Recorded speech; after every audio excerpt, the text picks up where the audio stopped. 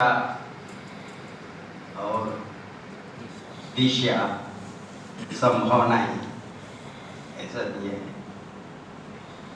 उद्घाटन सत्र में हमने इसके बारे में काफ़ी सुना, बहुत अच्छी चर्चा हो रही है, आप भी सुन रहे हैं।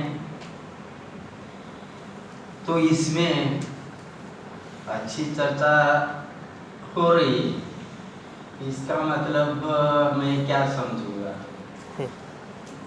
वो आत्मसात करने वाले हैं कि अच्छी चर्चा हुई या तक की रखने वाले हैं। जीवन में कोई भी चीज अच्छी लगी तो को उसका आत्मसात किया जाता है, जीवन में व्यवहार में उसको रिकॉर्डिंग कर रहे हैं, यूट्यूब उठा रहा है। आदिवासी के समस्या के बारे में, साहित्य में उसके दर्शन के बारे में यहाँ चर्चा हो रही है। आदिवासी का जो अर्थ है इसके बारे में भी यहाँ चर्चा हुई। आदिवासी यह समाज धर्मपूर्व समाज,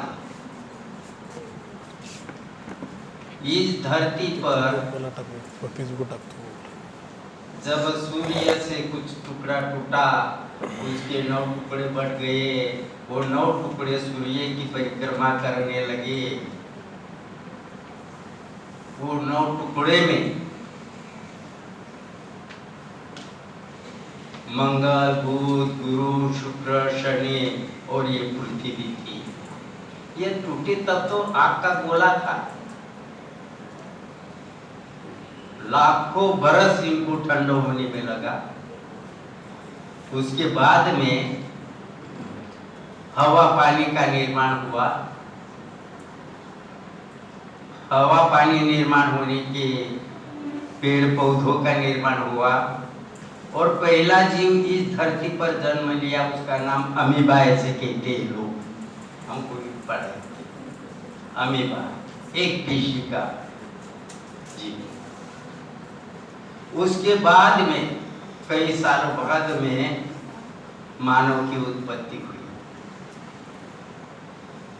और वो मानव अपनी तरीके से जी रहा था। उस टाइम पे सब कोई धर्म नहीं था, कोई जाति नहीं थी, न भारत, न इंग्लैंड, न ऑस्ट्रेलिया था, जी रहे थे।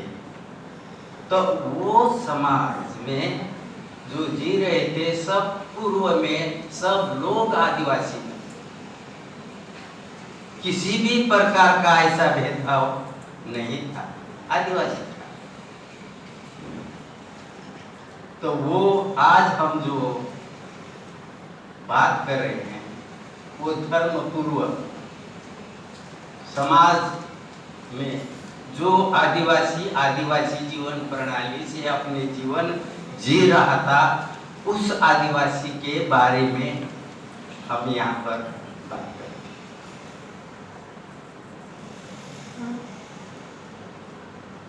यह समाज श्रम, समूह और सहकार्य, इन बिंदु से अपना जीवन जी रहा है। तो अगर उसको उस टाइम में शिकारी को जाना हो या फल फूल इकट्ठा करना हो तो समूह में जाता था, अकेला नहीं जाता। किसी हिंसक प्राणी का मुकाबला करना हो तो उससे भी वो मुकाबला समूह में करता था। समूह के सिवाय उसमें कोई जीवन नहीं था। लेकिन उस टाइम पर आदिवासी जीने की एक व्यवस्था थी, समतामूलक जीवन, सहकार्य पर आधारित जीवन। लेकिन यह मानव के विकास क्रम में जब संपत्ति की उत्पत्ति हुई तब मानव जीवन में शोषण की प्रक्रिया शुरू हुई। मेरा मेरा तेरा तेरा ऐसी स्वार्थ की भावना जगी और इससे एक संग जीवन जीने वाले मानव में दो भागों में विभाजन हो गया। व्यक्तिगत जीवन जीने वाले लोग और समूह जीवन जीने वाले लोग, और वहां से अब तक हित संबंध पर संघर्ष हो रहा है। आगे अब इस समय इस वक्त हम आते हैं, आदिवासी का दर्शन करते हैं, तो क्या चल रहा है इसके बारे में विद्वानों ने, विचारकों ने यहाँ पर भूमिका रखी है। तो आदिवासी अपना दुख व्यक्त करने के लिए अलग अलग माध्यम से व्यक्त करता था। हम कहते साहित्य में आदिवासी साहित्य दो प्रकार का था। एक लिखित साहित्य, लिपिबद्ध साहित्य, और दूसरा अलिखित साहित्य, जो कि जिसे कि मौखिक साहित्य कहा जाता है। यह अलिखित साहित्य को मौखिक साहित्य कहा जाता है। वो साहित्य में कथा होती है, नाटक होते हैं, परंपराएं होते हैं, कहावतें होती है, मुहावरे होते हैं, इस तरह से उसमें पाया जाता है। तो इस तरह से जहाँ पाया जाता है उसको हम मौखिक साहित्य कहेंगे, और जिसमें अपने दुख क्या है, अपनी खुशी क्या है, उसको व्यक्त करते हैं, उसको लिखित साहित्य ऐसे हम कह सकते हैं। तो मैं शुरुआत ऐसा कहूंगा कि मौखिक साहित्य में आदिवासी अपना दुख व्यक्त करने के लिए, अपनी खुशी व्यक्त करने के लिए कथा का आयोजन करते थे। कई कार्यक्रम होता था, तो ऐसे सब सैकड़ों नहीं हजारों के तादाद में इकट्ठा हो जाते हैं। न थाली होती है, थाली, और थाली के में एक ऐसी काड़ी, ऐसी क्या बोलते हैं उसको, वैसे काड़ी, ऐसे वो मोम में ऐसे ये कर देते हैं, और वो मोम को हल्के हाथ से ऐसे ऐसे घुमाते हैं, उसमें ऐसा आवाज निकलता है। वो आवाज निकलता है, उस आवाज के तान पर जो कथाकार है वो कथा करता है, वो परिस्थिति बताता है, जीवन बताता है। कभी कभी दुख होता है, कभी कभी हंसाता भी है। इस तरह के वो साहित्य अपना मौखिक साहित्य आदिवासी के बीच में। दूसरा आदिवासी साहित्य में नाटक है, हमारे तरफ है। ये जो नाटक हम टिकट लगा के देखते हैं, वो सिर्फ 3 या 2.5 घंटे का होता है। हमारा जो नाटक होता है, जिसको रोडाली पार्टी बोलते हैं, हम 11 बजे शुरू हो गया तो दिन निकल आता है, तब तक ये नाटक चलता है, गीत चलता है, और हजारों के तादाद में लोग, स्त्री पुरुष सब ऐसे बैठे होते हैं। ठंड के दिन में भी चलता है। तो ये जो है, इसमें क्या व्यक्त करते हैं, क्या भावना होती है, क्या प्रबोधन करते हैं, ये मन को हल्का करते हैं, इस तरह से हंसाते भी हैं। तो इस तरह का जो नाटक होता है, तो वो नाटक में दिखाया जाता है। लेकिन हमारे जो विद्वान लोग, पढ़े लिखे लोग, ये क्या कहते हैं आदिवासी सर, अरे ये बेचारे खाने को नहीं मिलता, ये जंगली है। इतिहास में तो हमें जंगली, राक्षस, दस्यु, किरात, करके राक्षस करके कुचल डाला। इतिहास में हमको एकलव्य का अंगूठा बढ़ाया नहीं, उसका छाती आगे। स्वतंत्र लड़ाई में टंट्या भील खाजा नायक बिरसा मुंडा लड़ाई के उसके इतिहास में नाम नहीं।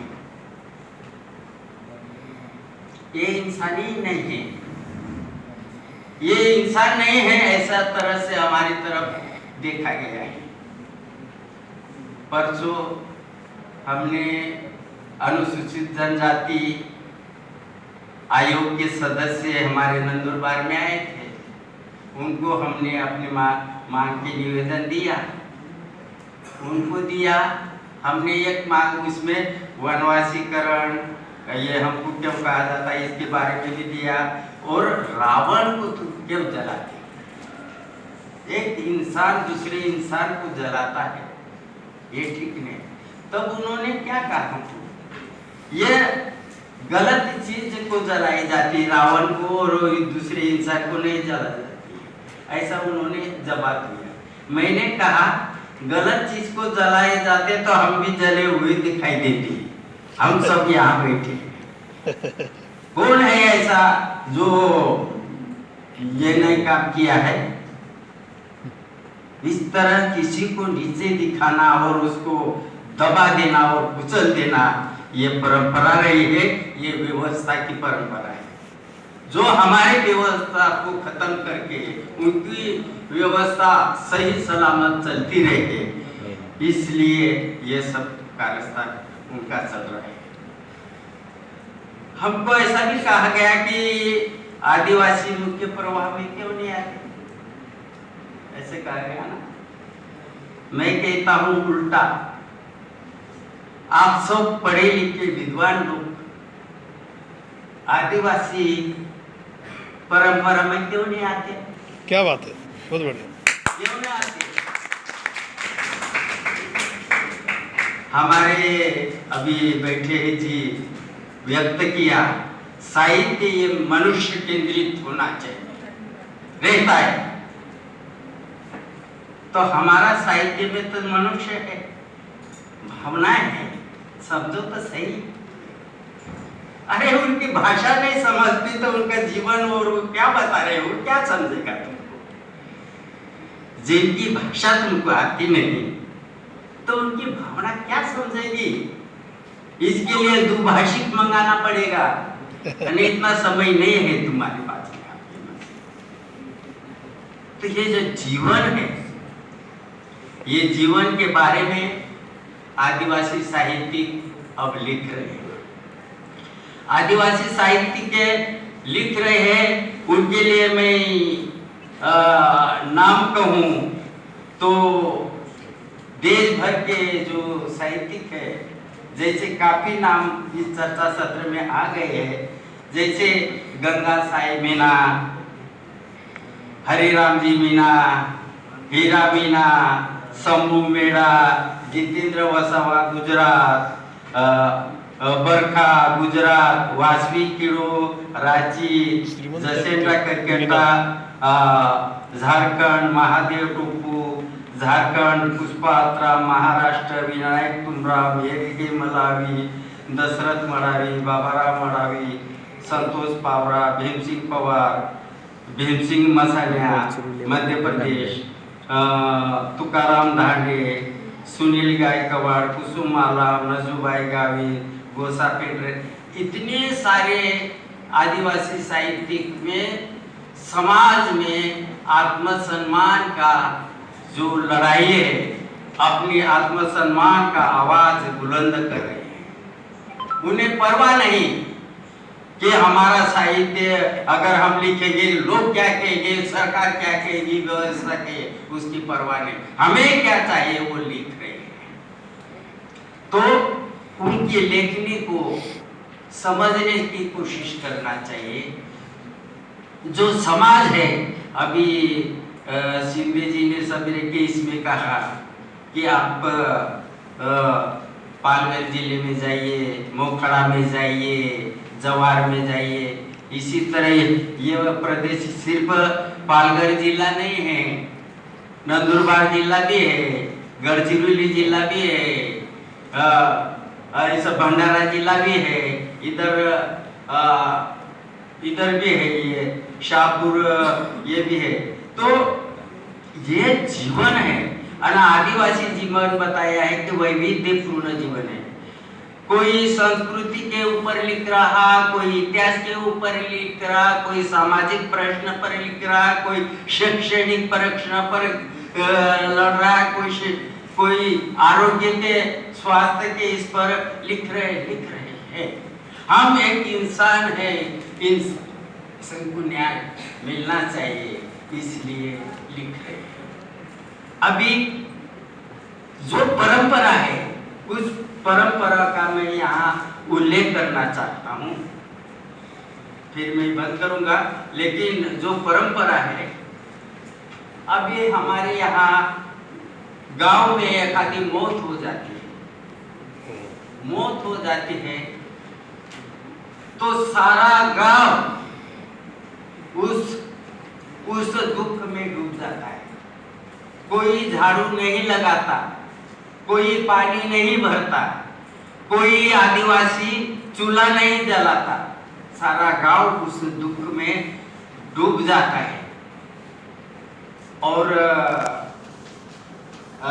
दुख में ये हो जाता है। और हम यहाँ बम्बई, पूना और इसकी संस्कृति में भी देखा है, मैं भी देखा है। अरे ये बड़े इसमें रहते, फ्लैट में रहते, ऐसा सामने घर में क्या चल रहा है? मौत हो जाती है, दरवाजा बंद कर लेते हैं, कुछ तल के पकवान। ये तुम्हारी मानवता है क्या? अरे सीखो, आदिवासी से सीखो, मानवता क्या चीज होती है। क्या बात है। और हमारे इसमें कोई मर जाता है तो वो दफन विधि करके वापस आता है तो रास्ते में ऐसे टॉवेल या कुछ धोती का टुकड़ा बिछा देते हैं। हर आने वाला 1 रुपया डालता है, कोई 2 रुपये डालता है, 5 रुपये डालता है। और जो इकट्ठा पैसे हुए वो जिसकी घर मौत हो गई है उसको चाय पानी या कुछ कर सकते काम आए। इसलिए सहकार्य करना